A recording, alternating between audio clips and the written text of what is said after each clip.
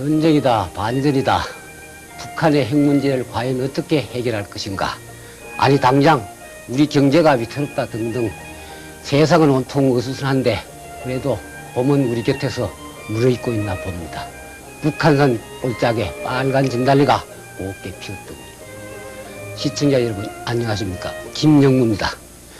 오늘 이 시간에는 특히 우리 불자님들이 꼭 한 번쯤 만나 뵙고 싶어할 영화인 한 분을 모셨습니다.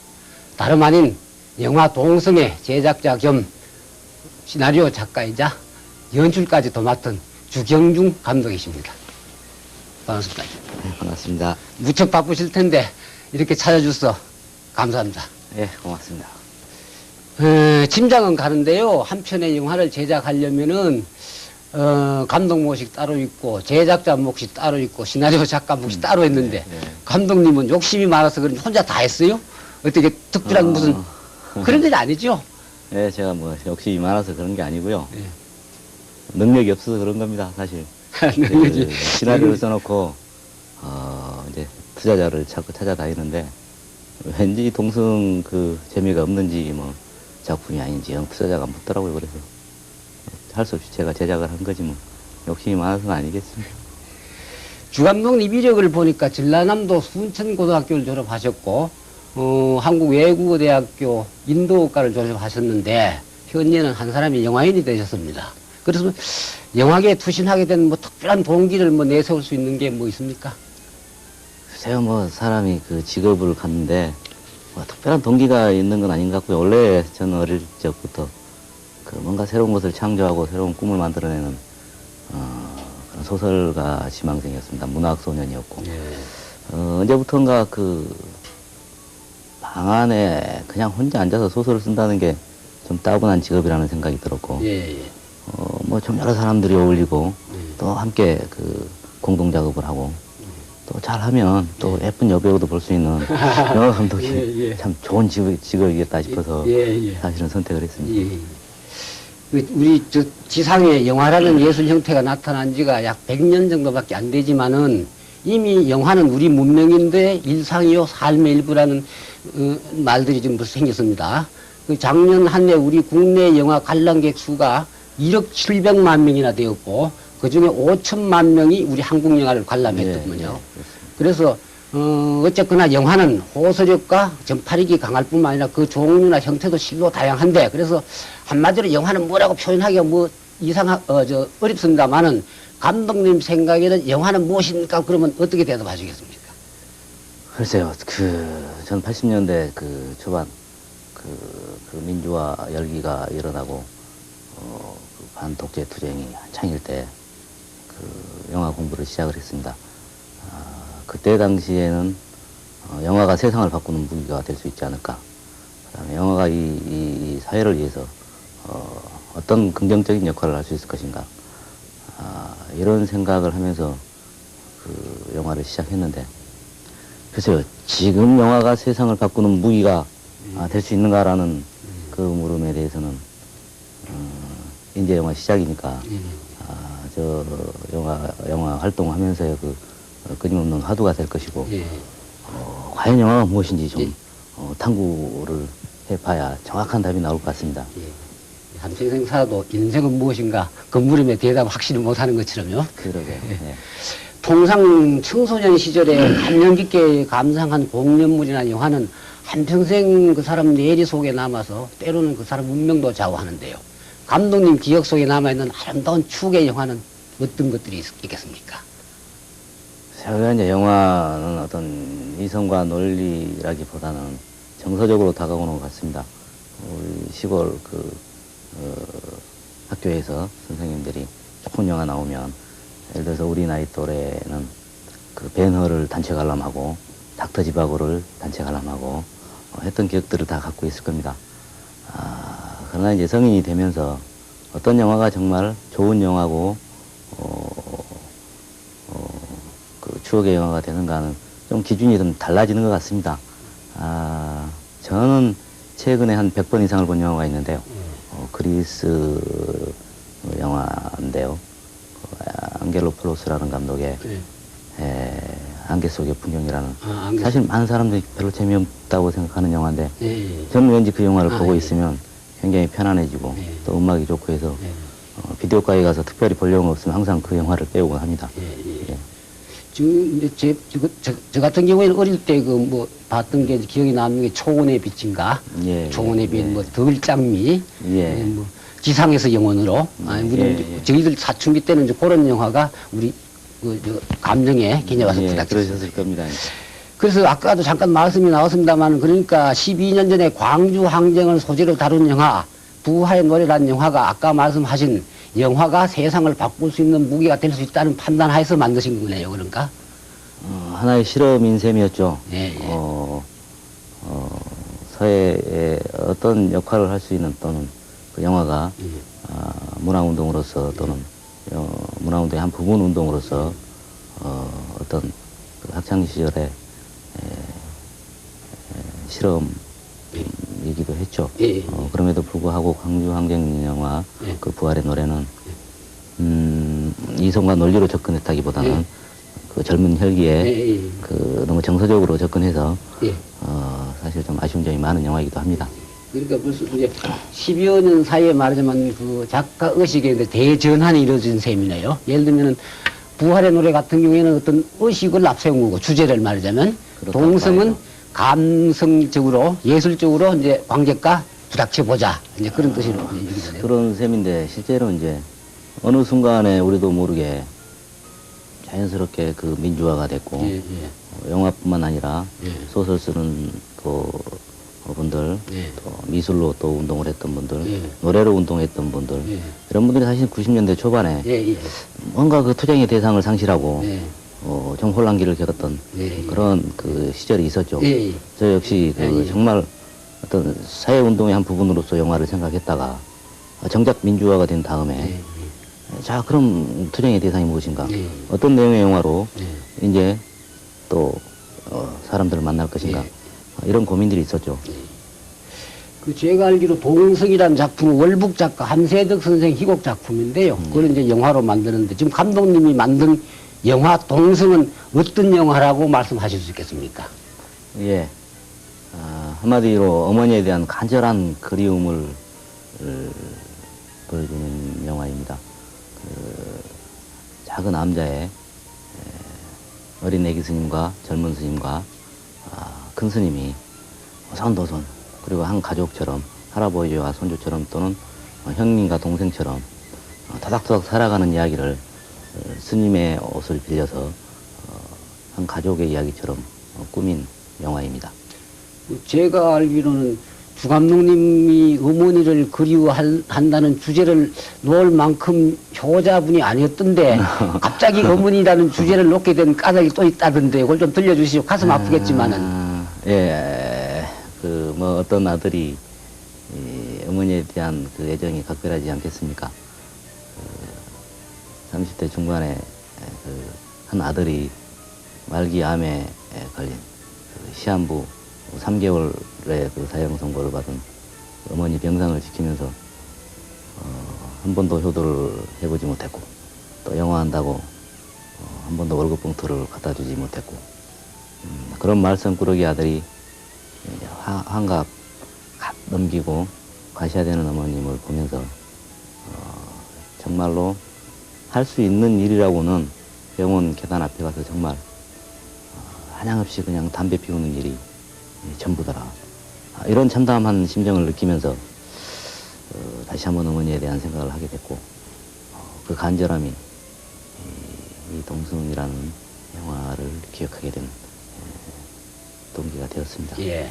그러니까 기획 의도는 어디까지나 작가 개인의 그 내적 욕구이고 이제 영화 제작이라면 엄연한 아주 무서운 현실인데 예. 제작비 마련하느라고 별의별 고생했다는 얘기를 들었습니다. 고생했던 얘기 조금만 들려주십시오. 제가 이제 하도 많이 해가지고요. 그 관객들이 그러더라고요. 그 제작 과정을 알고 보는 그 영화의 태도와 또 전혀 그걸 모르는 관객의 태도가 참 많이 다른 것도 현실입니다. 동성은 그 7년의 제작 기간에 걸쳐서 어렵게 만들어진 걸로 알려져 있습니다. 사실 제작 기간은 4년 동안에요. 사실 27일간 촬영을 한 영화입니다. 그 4년 동안 계속 영화를 찍었으면 얼마나 명작이 나왔겠습니까?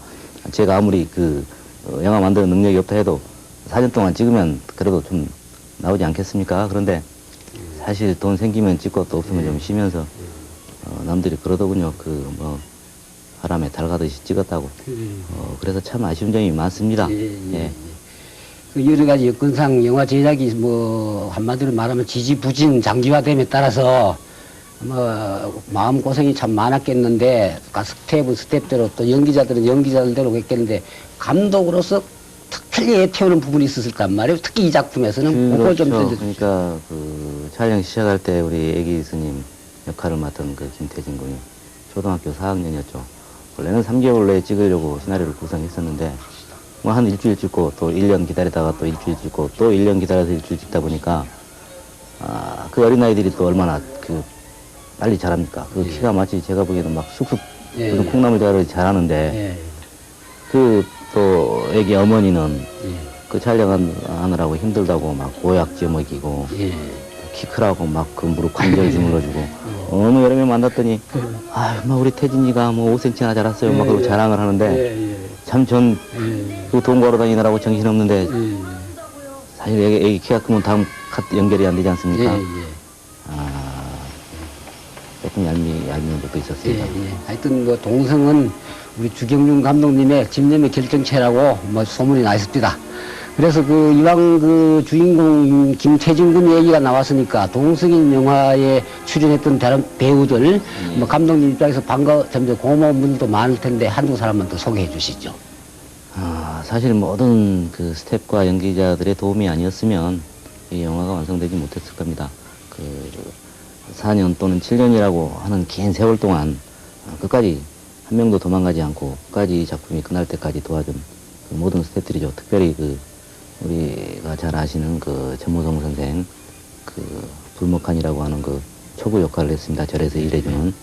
그다음에 국립극장 배우이신 또 우리 오영수 선생님 또 머리를 5번씩이나 깎으면서 연극을 계속 해야 되는데 시시때때로 머리를 깎아야 하니까 참 곤혹스러웠다고 뒤에 말씀하셨습니다.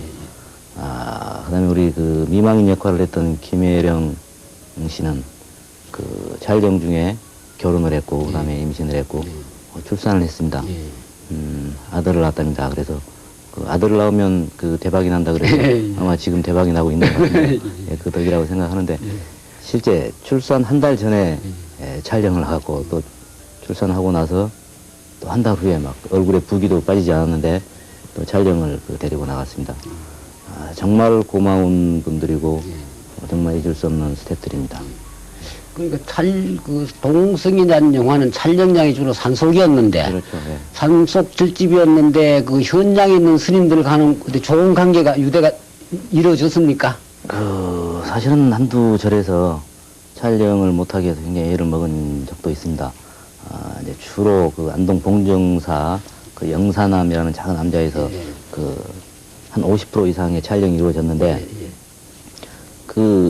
영사남 봉정사에 지금 제 기억으로 총무 스님을 맡은 성묵 스님이 정말 아주 재미있는 스님이세요. 정말 많은 도움이 됐습니다. 거의 이렇게 가족처럼 함께 스태프들한테 쉴 수 있는 방을 내주고 또 차를 끓여다가 또 이렇게 대접을 해주고 우리 성묵 스님 한 분 뵙고 싶은데 언젠가 연락을 한번 했더니 어디 봉화산 어디에 선방에 들어가셨다고 해서 만나질 아직 못했습니다. 지금 제가 묻고 싶은 말씀에 주 감독님 마음이 아플는지 어떨지 모르겠습니다만은 후진국일수록 문화가 정치 논리에 휘둘리고 혹은 때로는 경제 논리에 휘둘리는데요. 밖에서 듣기로 작년 한 해 한국 영화계로 우리 국고 지원금이 1,500억 원이 투입되었고 금융자본도 대거 유입됐다는데 동성이라는 영화를 만들면서 과연 어떤 혜택을 받을 수 있었습니까? 돈을 좀 빌렸죠. 얼마나 빌렸어요? 잘 안 빌려주더라고요. 잘 안 빌려. 네, 돈을 좀 일찍 빌려줬으면 7년씩 안 걸렸을 텐데 반쯤 찍어 놓고 나서 한 1억 5천 남짓 1억 5천. 이렇게 이제 판권을 담보로 해서 빌렸습니다. 다행히 영화가 잘 돼서 갚을 수 있을 것 같습니다. 예. 그러면 하여튼 불행 중 다행이라고 해야 할지 아니면 부처님 가피를 입었다고 해야 할지 모르겠습니다만은 동성이 일단 해외 영화제에서 많은 호평을 받았다고 예, 알고 예. 있습니다. 그래서 해외 영화제에서 겪었던 뭐 감동 스토리 한두 가지를 들려주고 아니면은 출품하는데 그 따랐던 어떤 비화 같은 것도 있을 것 같아 어려웠을 것 같은데 그거 좀 들려주십시오. 동승은 한국 영화 사상 국제영화제 최다 초청작으로 기록되고 있습니다. 현재까지 32개 도시에서 개최된 유수의 국제영화제에 초청받고 있습니다. 지금 한 20개 정도의 국제영화제가 끝났고요. 앞으로 한 10여 개 이상의 영화제가 남아 있습니다. 최근에 이제 2월 달에 세계 3대 영화제라고 하는 베를린 영화제 경쟁 부분에 다녀왔습니다. 그 베를린의 그 관객들이 동승을 보고 이제는 다른 나라의 산과 나무를 더 이상 볼 수가 없다. 이 동승을 보고 우리 산하의 아름다움을 우리나라의 아름다운 색깔을 보고 나서는 이제는 더 이상 볼 수 없다. 감독 당신이 내 눈을 책임져라. 그럴 정도로 우리의 산과 들에 감탄을 하더군요. 그 시카고 영화제에서 사실 미국이 자본주의 첨단의 나라 아니겠습니까?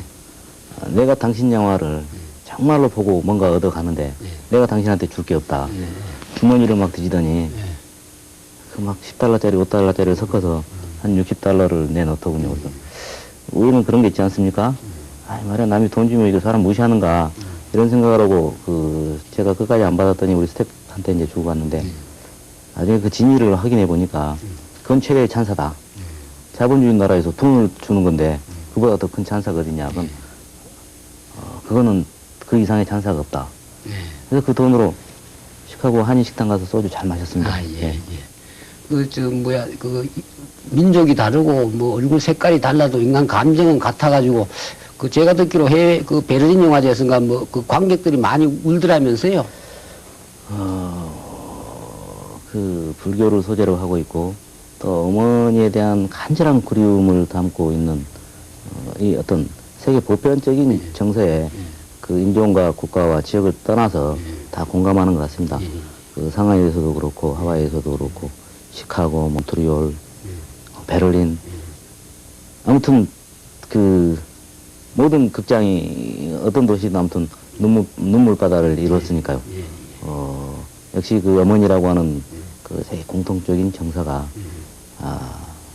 그런 공감을 만들어내지 않았나 그런 생각을 해봅니다.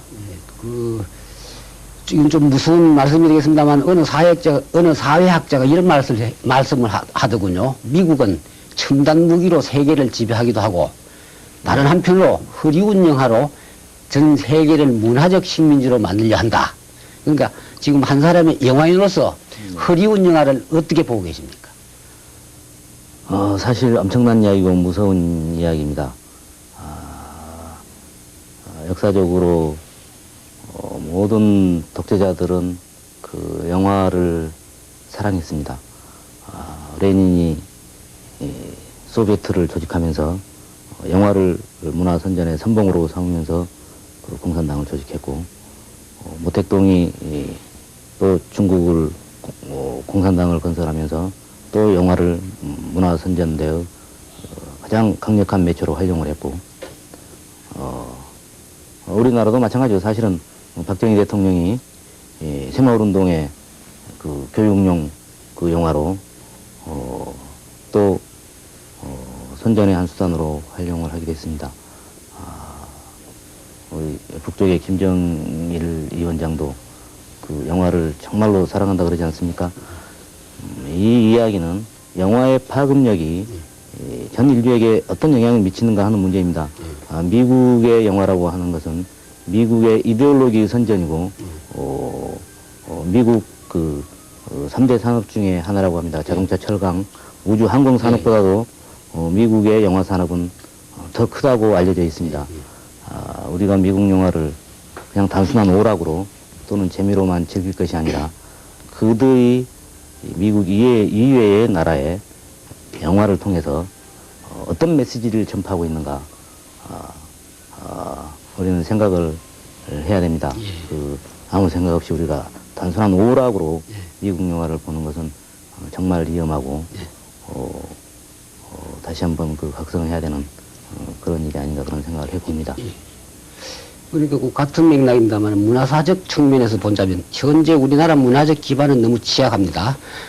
서양에서는 300~400년에 걸쳐서 비판과 수용이란 담론을 거쳐서 소위 말하는 대중문화 시대를 맞이했는데 우리 역사에는 한 번도 그런 담론을 거친 기회가 없이 그냥 일방적으로 서양의 대중상업 문화를 수용만 했거든요. 직수입을 했거든요. 예, 그래서 작품 감상이라든가 작품을 어떻게 봐야 되는가 뭐 꼭히 영화뿐만이 아니고 이제 그런 여러 가지가 갈 수 있는데 볼 수가 있는데 감독님은 어떤 영화를 좋은 영화라고 추천할 수 있겠습니까? 글쎄요. 뭐 좋은 영화가 따로 있고 나쁜 영화가 따로 있는 건 아닌 것 같습니다. 그 나쁜 의도를 가지고 만든 영화가 나쁜 영화겠죠. 우리가 그 그림을 감상하고 또 우리가 클래식을 감상하고 그리고 다른 이야기지만 우리가 영어 책을 보려면 그 언어를 알아야 됩니다. 영어라는 언어를 공부를 해야 되고 또 미술의 언어를 공부해야 되고 음악의 언어를 공부를 해야 됩니다. 그래야만 우리가 제대로 된 그림을 볼 수 있고 제대로 된 음악을 들을 수 있을 것입니다. 우리는 그냥 그 화면에 나오는 그림이니까 그냥 영화를 정서적으로 보지만 사실은 또 다른 영화 언어가 있습니다. 그 영화 언어, 이 학습되진 영화 언어로 그냥 정서적으로 우리가 영화를 볼 때 그거는 아까 그 많은 독재자들과 나쁜 의도를 가진 그런 집단들이 만들어낸 영화에 자신도 모르게 세뇌당할 수밖에 없습니다. 우리가 TV를 지속적으로 보고 광고를 지속적으로 봤을 때 무의식적으로 이 뇌에 박히는 그런 어떤 영상의 효과라고 하는 것은 실로 엄청난 그 파장을 가지고 올 수 있습니다. 그런 면에서 좋은 영화, 나쁜 영화 이런 뭐 구별을 굳이 하기보다는 과연 이 영화를 만든 의도가 무엇인가, 어떤 집단에서 만들었고 어떤 나라에서 어떤 의도를 가지고 만들었는가, 이런 우리 또 다른 영어 언어에 대한 그런 생각을 한번 해볼 필요는 있겠습니다. 예. 그러면 이제 시간도 거의 돼 가는가 본데 그 차기 작품에 대한 구상은 지금 뭐 어렴풋이나마 서 있습니까? 제가 이 동승이라는 작품을 오랜 시간 달려서 만들었고 그다음에 또 제가 좀 늦게 첫 작품을 만들지 않았습니까? 그래서 지금 준비해둔 시나리오가 한 10편 됩니다. 그 중에 어떤 작품이 될지 뭐 요즘 뭐 다행히 투자자들이 막 시나리오 보자고 연락이 많이 와서 고민 중에 있습니다. 그러면은 혹시 이 시간에 못한 말이 있으면은 우리 시청자들에게 들려주고 싶은 말씀 좀. 그 한 편의 영화를 만들고 그리고 지금 그 관객들을 만나고 그다음에 제가 만든 영화를 가지고 또 대화를 하고 있습니다. 많은 사람들이 그 감동을 받기도 하고 또 어떤 젊은 관객들은 좀 실망하기도 할 것입니다. 지금 전국의 모든 극장들에서 아직 동승이 상영되고 있습니다. 우리가 모든 절에 가면 기와불사를 합니다. 기와 한 장 올리는 것이 물론 부처님에 대한 공양이고 보시기도 합니다. 그러나 한 편의 영화를 보는 것도 또 다른 저는 불사라고 생각을 합니다. 아직 그 동승을 보지 않으신 분들 빨리 극장에 가서 2장을 사시고 한 장은 저희가 보고 한 장은 또 아직 절에 안 다니시는 분들한테 부처님 말씀을 전파한다, 포교를 한다, 이런 생각으로 동승을 많이 찾아주시기를 부탁드립니다. 감사합니다. 고맙습니다. 상불하십시오. 편식이 우리 몸의 균형을 망가뜨리듯 문화활동에 있어서도 편향된 시각은 결코 좋지 않다고 했습니다. 단순한 오락영화는 무조건 나쁘다는 뜻이 아니라 우리는 일삼아 좋은 영화를 골라볼 줄 아는 안목을 길러야겠다는 말씀입니다. 어느 때나 큰 감동을 받아서 우리 가슴 속에 오래 남을 작품을 만나기란 그렇게 쉽지가 않을까요? 김영무가 만나는 문화인 시간을 마치겠습니다. 안녕히 계십시오.